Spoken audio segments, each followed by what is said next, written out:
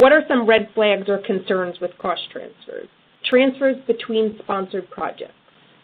Why is a reallocation between sponsored projects happening? Is there possibly an overrun on one?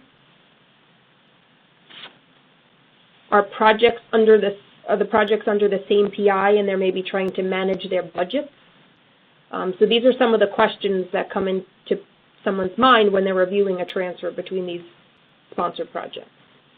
Transactions that are occurring over 90 days from the original charge. Most institutions have adopted some timeline around that 90 days based on that NIH guidance. So that's kind of used as a benchmark for timeliness, whether it's from the date of the date of the transfer, their date of the original charge, date of discovery, but most institutions have that 90-day timeline.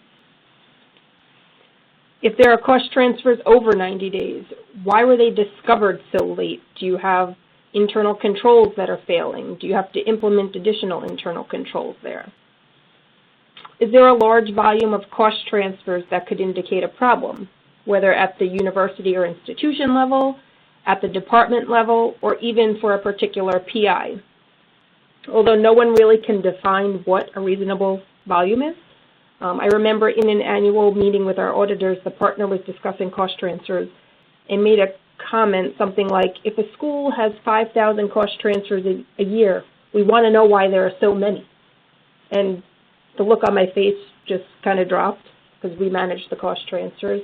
5,000 cost transfers may be a lot for a small school, but you need to really take that number in consideration with your total population of projects, expenditures, etc.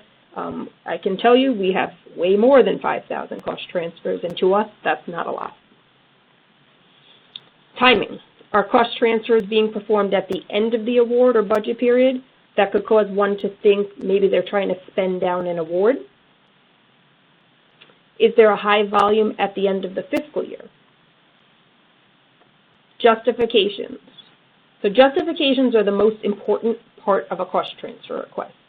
They need to be robust, they need to explain the issue, and they should never suggest that it's being done for reasons of noncompliance. We want to make sure that where people are writing the justification, it doesn't suggest that we have a bigger overall problem. Salary cost transfers on effort that's already been certified.